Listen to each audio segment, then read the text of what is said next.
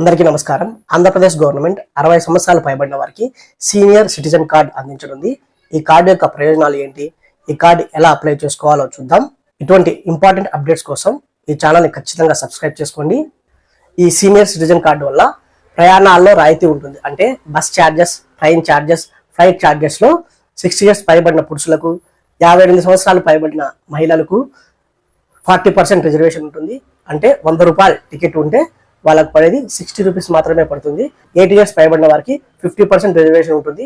అంటే suppose 100 rupees charge ఉంటే వాళ్ళకి పడేది 50 రూపీస్ మాత్రమే పడుతుంది. వైద్య సదుపాయాలలో కూడా వెసులుబాటు ఉంటుంది. అది ఎలా అంటే ఏదైనా క్యూ ఉన్నప్పుడు ఈ కార్డు ఉన్నవారు క్యూ పద్ధతి పాటించాల్సిన అవసరం లేదు.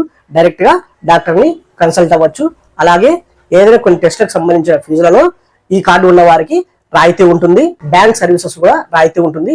అది ఎలా అంటే ఫిక్స్డ్ డిపాజిట్, సేవింగ్ డిపాజిట్లలో 60 years పైబడిన వారికి, ఈ కార్డు ఉన్న వారికి ఇంట్రెస్ట్ రేట్ అనేది ఎక్కువగా ఉంటుంది. ఇన్కమ్ ట్యాక్స్ ఎగ్జంప్షన్ కూడా ఉంటుంది. అయితే ఈ ఇన్కమ్ ట్యాక్స్ ఎగ్జంప్షన్ అనేది 80 years పైబడిన వారికి మాత్రమే ఉంటుంది. State government, central government schemes లో కూడా ఈ కార్డు ఉన్న వారికి వెసులుబాటు ఉంటుంది. Indira Gandhi old age pension scheme కూడా ఈ కార్డు ఉన్నవారు ఎలిజిబుల్ అవుతారు. ఈ స్కీమ్ ద్వారా 5,000 వరకు పెన్షన్ అందవచ్చు.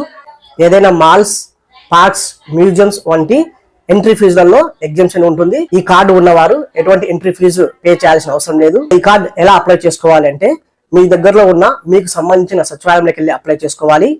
అంతేకాని ఓన్ గా అప్లై చేసుకోవడానికి అయితే ఎటువంటి అవకాశం అయితే ప్రజెంట్ లేదు. ఈ కార్డు అప్లై చేసుకోవడానికి 40 రూపీస్ పే చేయాల్సి ఉంటుంది.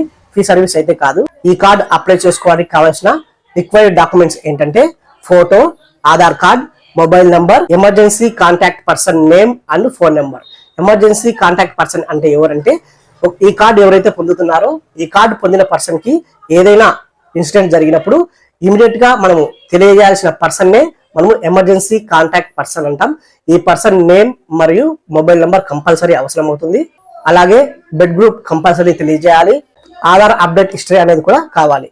ఒకవేళ ఆధార్ అప్డేట్ హిస్టరీ అనేది లేని పక్షంలో సచివాలయం ఎంప్లాయీ యొక్క ఆథెంటికేషన్ తో కూడా అప్లై చేయొచ్చు. ఇదండి సీనియర్ సిటిజన్ కార్డుకి సంబంధించిన ఇంపార్టెంట్ అప్డేట్స్. ఇంకా ఏదైనా డౌట్స్ ఉంటే కమెంట్ సెక్షన్ లో కమెంట్ చేయండి, ఖచ్చితంగా రిప్లై ఇస్తాను. ఈ ఇన్ఫర్మేషన్ మరికొంతమందికి రీచ్ అవ్వాలంటే ఖచ్చితంగా లైక్ చేయండి friends. Thank you to all.